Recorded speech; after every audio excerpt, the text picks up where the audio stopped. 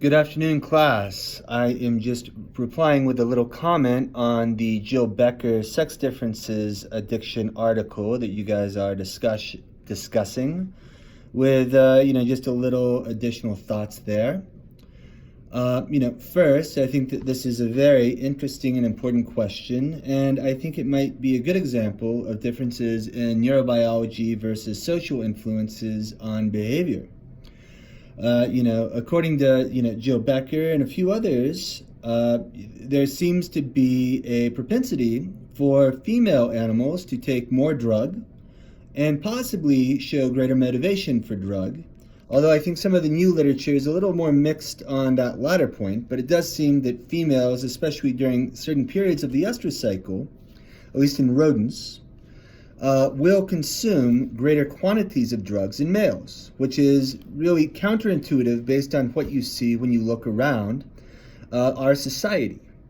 And, first of all, our society is changing. The idea that, women are stay-at-home people that, care for children and these sorts of things is basically an archaic concept, I think, in this day and age.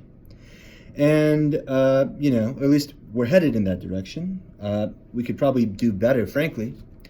But, I think that, it's possible that, some of our idea that men are much more prone to addiction and alcoholism and these sorts of things really stems from this, the social aspects and pressures that are placed more on women traditionally. And we also tend to overlook some of the addictions that have plagued women throughout the history of this country. For example, back in the Wild Wild West, we gave women laudanum, which is basically opium, for, there are plenty of accounts of this in the medical community and even in medical journals. That for women problems, from everything from anxiety, from having to sit at home all day, to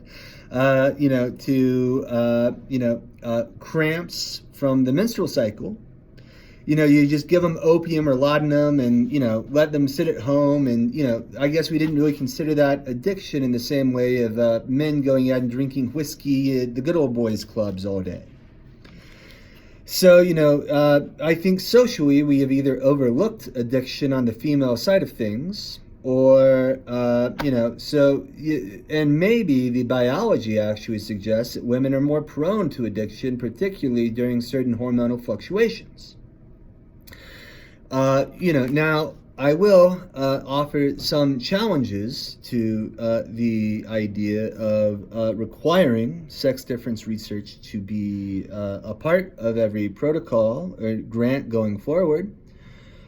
First, the estrous cycle is different than the menstrual cycle. I mean, there are similarities, but, whether or not it's, a perfect model of sex differences, I think is a reasonable question to ask. And I think is frankly a good reason that we still need primate research or research in monkeys, which do have a menstrual cycle that is much more a greater model of, women, human women.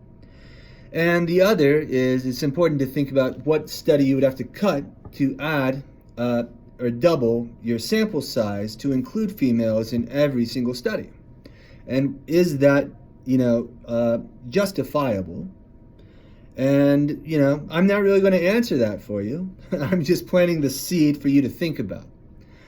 But regardless, it does seem that there is something about, female neurobiology that, might actually contradict what is sort of common sense tells you, that men are more prone to addiction and these sorts of things. And it is also worth noting that society is changing. And, as we have or are working toward, greater equality of the sexes, at least in this country, you might have more, instances of addiction and alcoholism in the female populace. So that's just something to note, be aware of, and, I hope you enjoyed Jill Becker's article. I look forward to seeing more questions and comments that you have, on this topic.